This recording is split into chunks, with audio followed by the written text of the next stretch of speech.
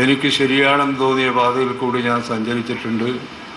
ആ പാതയിൽ കൂടി സഞ്ചരിക്കുമ്പം എനിക്ക് ശരിയാണെന്ന് തോന്നിയ രീതിയിൽ ഞാൻ എഴുതുമ്പം സ്വാഭാവികമായിട്ടും ചരിത്ര സത്യങ്ങൾ പുറത്തു വരികയും അത് ചരിത്രത്തെ മുന്നോട്ട് നയിക്കാൻ, കമ്മ്യൂണിസ്റ്റ് പ്രസ്ഥാനത്തിന് ചരിത്രത്തെ മുന്നോട്ട് നയിക്കാൻ സഹായിക്കുകയും ചെയ്യുമെങ്കിൽ തീർച്ചയായിട്ടും നല്ലൊരു കാര്യമാണ്.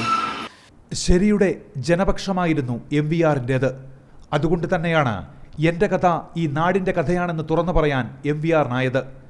നന്നേ ചെറുപ്പത്തിൽ തന്നെ അച്ഛനും അമ്മയും നഷ്ടമായ ബാല്യത്തെ MVR ആത്മകഥയിൽ വരച്ചിടുന്നുണ്ട്.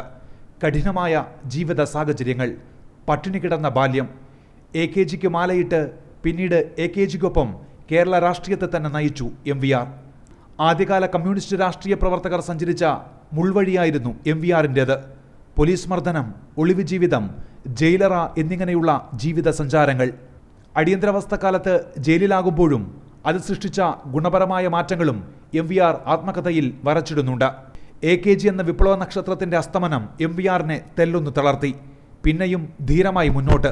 പരിയാരം മെഡിക്കൽ കോളേജിന്റെ സ്ഥാപനവും സംഘർഷങ്ങളും MVR ആത്മകഥയിൽ എടുത്തു പറയുമ്പോൾ ഒരു കമ്മ്യൂണിസ്റ്റുകാരന്റെ ജനപക്ഷ നിലപാടുകളാണ് തെളിഞ്ഞത്. CPIM രാഷ്ട്രീയത്തിൽ നിന്ന് മാറി നിന്നപ്പോൾ നേരിടേണ്ടി വന്ന ആക്രമണങ്ങൾ ഒരു ഘട്ടത്തിലും തളർത്തിയിട്ടില്ല എന്ന് MVRന്റെ ആത്മകഥ വ്യക്തമാക്കുന്നു. കേവലം വ്യക്തിജീവിതമല്ല, വ്യക്തിയുടെ സാമൂഹിക ഇടപെടലുകളാണ് കമ്മ്യൂണിസ്റ്റിന്റെ ആത്മകഥ എന്നതിൻ്റെ സാക്ഷ്യമാണ് ഒരു ജന്മം.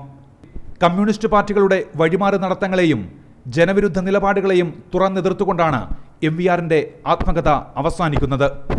വേട്ടയാടാൻ കച്ചകെട്ടിറങ്ങുന്നവരോട് വിദ്വേഷത്തിന്റെ പാത തൻ്റേതല്ല എന്ന് പ്രഖ്യാപിക്കുന്നിടത്താണ് MVR ജനകീയനായ കമ്മ്യൂണിസ്റ്റാകുന്നത്, കമ്മ്യൂണിസത്തിന്റെ രക്തനക്ഷത്രമാകുന്നത്. News desk reporter.